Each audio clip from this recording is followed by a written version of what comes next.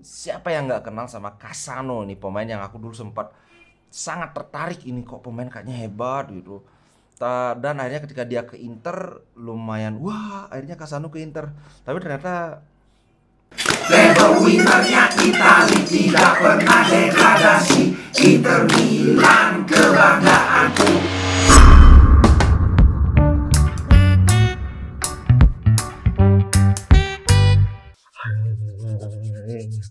halo sobat ngomin, apa kabar? Kali ini aku mau masih melanjutkan euforia yang kemarin karena kayaknya belum sempat bikin konten yang proper ngebahas pertandingan Inter lawan Pilsen dan jalannya Liga Champion kan. Tapi kemarin kan sudah, kemudian pas live juga sudah, wih, bahas bolak-balik kayak goreng martabak, bolak-balik bolak-balik itu.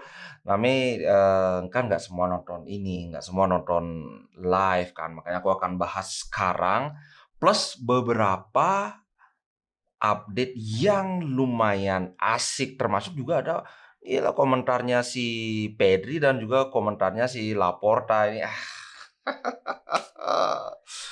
Yang pertama yang agak nggak ngenakin dulu ya nih, siapa yang nggak kenal sama Casano nih, pemain yang aku dulu sempat sangat tertarik, ini kok pemain kayaknya hebat gitu. Dan akhirnya ketika dia ke Inter lumayan, wah akhirnya Casano ke Inter. Tapi ternyata tahu sendirilah, Casano itu kan bad boy aja, cuma nggak separah si Balotelli aja. Casano dia bilang gini, Victoria Pilsen look like a Serie C team and made life easy for Inter.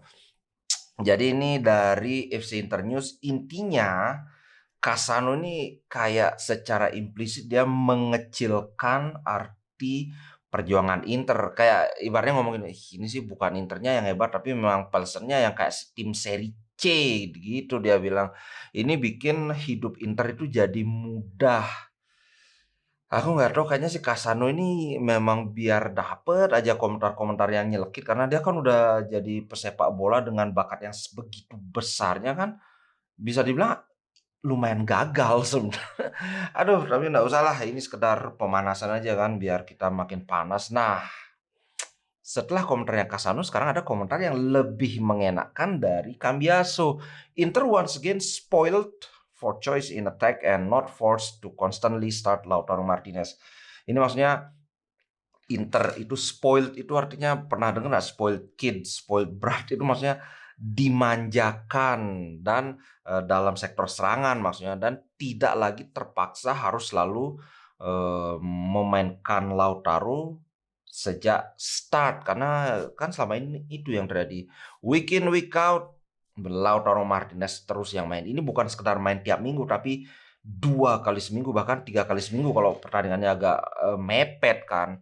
Nah, dengan kembalinya Lukaku, karena selama ini begini, terus terang aja, siapapun partnernya Lautaro Martinez itu harus main. Ya bukan gimana, karena memang dia yang performanya paling konsisten. Ini aku sudah bahas, ketika dia tidak mencetak gol pun, tetap Lautaro Martinez yang performanya paling bagus di antara striker-striker yang kita punya. Nah, ketika ada penurunan ini ya lebih karena memang dia kelelahan, karena ya terus diforsir tenaganya. Sekarang ada Lukaku, at least kita punya 2 striker yang benar-benar top. Ditambah lagi Zeko sekarang lagi on fire banget. Jadi at least kita punya 3 striker yang penampilannya eh apa ya, benar-benar top notch gitu. Walaupun Lukaku kan baru sedikit main kan, sebenarnya terlalu terlalu dini kalau kita bilang Lukaku mainnya pasti bagus, tapi ya kalau melihat dari pergerakan dia kemarin, eksekusi finishing dia, ball keeping dia, ini kayaknya sih langsung genjot gas si Lukaku, apalagi mungkin mungkin loh ya, mungkin dia berusaha juga biar dia dipanggil ke timnas Belgia, tapi rasanya kalau di Belgia pasti dipanggil sih, nggak ada striker Belgia yang lebih bagus dari Lukaku soalnya. Kemudian ini dia bilang kan nih, now with so many matches to come, it will be difficult to establish who starts and when, Cambiaso suggested. Nah, sekarang dengan begitu banyak pertandingan yang ada yang akan datang, akan sulit untuk, menentukan siapa yang start, dan kapan. Ini berkebalikan dengan sebelumnya. Lautaro has played a lot and now they are no longer forced into always having him as the starter, sorry. Lautaro itu bermain sudah sangat banyak. Sekarang mereka tidak lagi terpaksa untuk selalu, memulai permainan dengan Lautaro Martinez karena ya masalah fisik itu. I like to see the calmness that they've played with. They've proven that they are a mature team. Jadi aku suka melihat ketenangan yang mereka tunjukkan dan mereka membuktikan bahwa mereka adalah tim yang dewasa. Ini Cambiaso nggak salah jadi legenda. Omongnya itu menyejukkan gitu loh. Nah, kemudian yang Barcelona nih. Antara antara presiden dan pemainnya ini setali tiga uang. Kayaknya udah semua tahu ya Barcelona kalah lawan Bayern Munchen kan. Kalahnya juga 3-0 lagi. Habis kalah 2-0 sekarang kalah 3-0.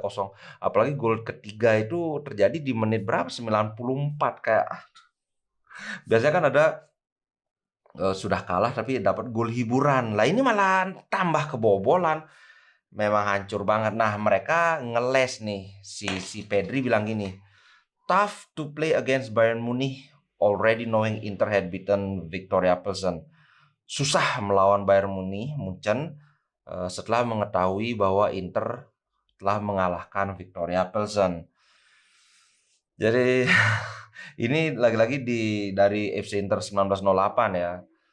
Pedri merasa bahwa sangat sulit untuk timnya memulai pertandingan atau menghadapi pertandingan lawan Bayern Munchen setelah mereka tahu bahwa Inter sudah memenangkan pertandingan lawan Pilsen. Iya, ya ada benarnya tapi kok kayak ngeles banget gitu. Dia bilang gini, "It was tough to play against Bayern when we already knew what had happened in the other match." Sangat sulit melawan Bayern saat kita sudah tahu apa yang terjadi di pertandingan yang lain.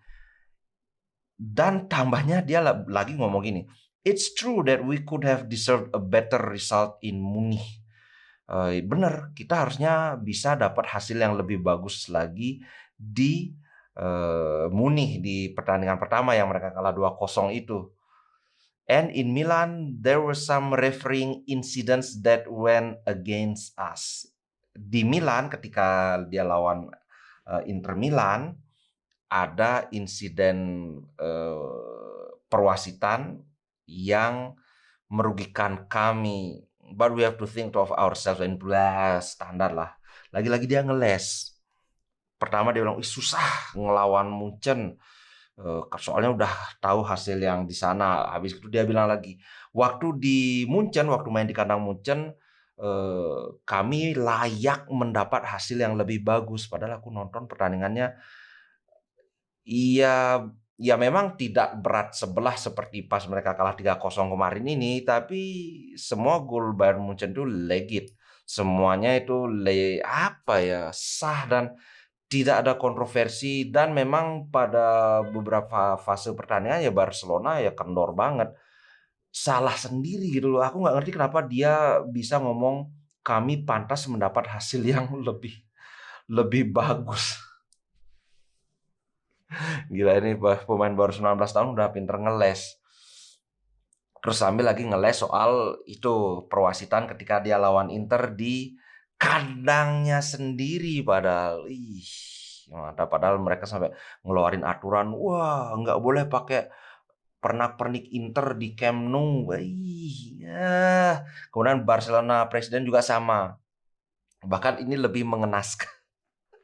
Dia ngomong, "It was torture to watch Inter beat Victoria Pilsen and then go out and play Bayern." Ini adalah siksaan untuk melihat Inter mengalahkan Victoria Pilsen dan kemudian bertanding lawan Bayern Munchen. Nonton sepak bola kok tersiksa, Pak.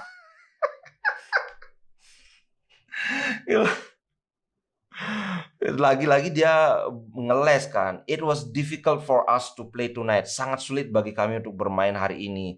Kami bersama-sama nonton Inter itu merupakan siksaan. Ya siapa suruh nonton? Justru dalam hal seperti ini menurutku harusnya squad, kan mereka akan bermain kan. Mereka harusnya fokus di pertandingan yang akan mereka mainkan. Nggak usah dikasih tahu hasil pertandingan di lain itu gimana, apalagi diajak nonton bareng. Untuk apa gitu loh. Ya ini yang namanya kena mental duluan dan ini bukan salah siapa-siapa, salahnya sendiri. Siapa suruh nonton nobar. Ya tapi Barcelona tetaplah Barcelona. Nah, dia ngomong lagi, sayangnya keajaiban yang kami harapkan tidak terjadi. Tapi ya lagi-lah kami harus melanjutkan dengan percaya diri, harus berkembang, harus meningkatkan tai kucing lah. Males aku. Oh, itu tentang ini ya, tentang Barcelona ya. Nah, berikutnya Milan Skriniar. Kabar baiknya kemarin sudah aku bahas sebenarnya saat live, tapi akan aku bahas lagi sekilas saja. Milan Skriniar ingin bertahan di Inter. Jadi ini negosiasinya memang belum kelar, ini baru pertemuan awal. Tapi dari kedua pihak itu niatnya sudah jelas. Inter ingin mempertahankan Skriniar, Skriniar juga ingin bertahan di Inter. Jadi selanjutnya itu tinggal masalah duit aja. Dan aku sangat confident, sangat percaya diri bahwa negosiasi dengan Skriniar ini akan berjalan lancar, apalagi Skriniar memang apa ya, cinta mati lah sama Inter. Dia dulu sampai memecat agennya supaya ini yang mulus.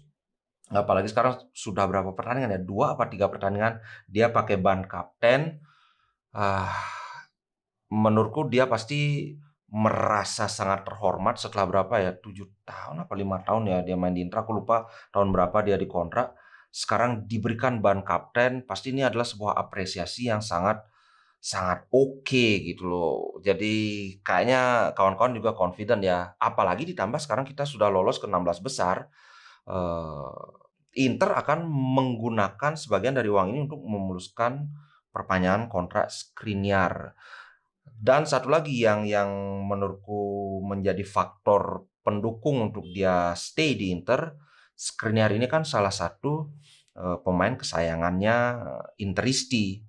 Bukan Interisti di layar kaca aja, tapi Interisti yang selalu tampil ke stadion, semuanya benar-benar support Skriniar. Buktinya, salah satu buktinya adalah dia di awal musim itu kan jelek mainnya. Aku berani bilang jelek mainnya, tapi nggak pernah ada yang nyorakin dia, malah semua selalu memberikan dukungan. Jadi di sini dia sama kayak Lukaku, merasa sangat dicintai oleh supporter. Biasanya banyak pemain, walaupun tidak semua ya, hubungan mereka dengan supporter itu menjadi salah satu kunci bagi mereka untuk memutuskan mau bertahan atau mau pindah klub. Itu sih.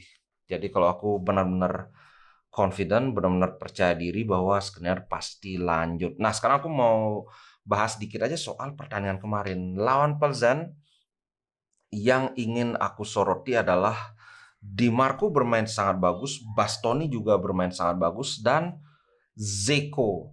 Lautaro sebenarnya bagus menurutku, main standarnya Lautaro lah. Cuma dia kan beberapa kali sial, tidak bisa mencetak gol. Padahal tembakan yang dikasih umpan sama Di Marco langsung first time di kayak perosotan gitu kan, nyerot itu. Sayangnya masih bisa dihalau. Kemudian ada juga yang dia volley sangat kebetulan sekali membentur kaki pemain pemain Victoria. Ini tapi kalau kita mau apa ya, menilai secara objektif antara Lautaro dan Zeko, aku harus akui kemarin Zeko mainnya lebih bagus. Secara fisik dia sangat oke, tidak terlalu sering kalah kalah body. Ketika diberi bola-bola atas juga Zeko sangat sangat apa ya, sangat berbahaya. Dan terutama ketika golnya Miki, gol pertama Inter itu kan dia sudah lompat, tapi kalau kawan-kawan setel itu replaynya kedengeran kok teriakannya Miki. Kan nantinya juga dia ngomong, aku diteriakin sama sama orang disuruh ngelepas bola. Aku kira si Dundum, ternyata Miki. Dan beneran si Zeko ngelompat terus langsung nunduk, Miki yang ini ngegol. Kemudian habis itu dia ngegol juga dari umpan Barella yang gila luar biasa. Memang Barella nih visinya, jangan-jangan Barella kalau dipakai di posisi regista juga bisa, jangan-jangan loh ya.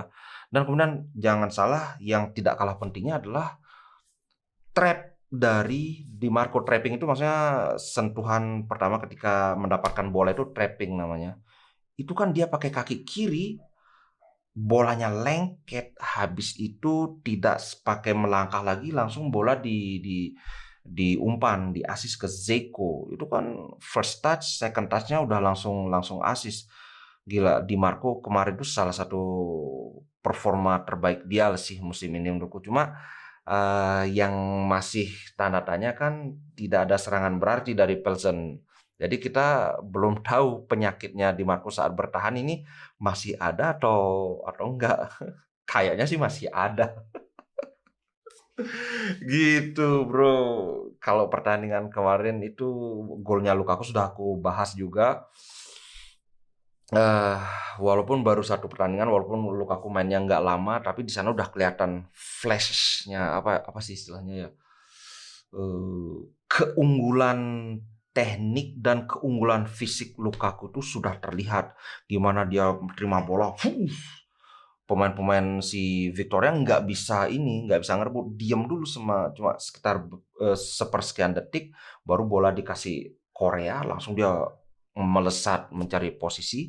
Dan jangan lupa juga Korea mainnya memang ampas, tapi assist dia itu sangat terukur. Ya di satu sisi kita harus mengapresiasi, tapi ya tetap di sisi lain ya memang Korea calon lord kayaknya. Tapi sekarang seperti yang aku bilang, Lukaku sudah kembali, kita punya lebih banyak pilihan lagi di lini depan. Oke guys, itu dulu konten kali ini. Sampai jumpa di konten berikutnya. Ciao guys. Inter Milan di dadaku, biru hitam warna darahku. Label winnernya Itali, tidak pernah degradasi. Inter Milan kebanggaanku.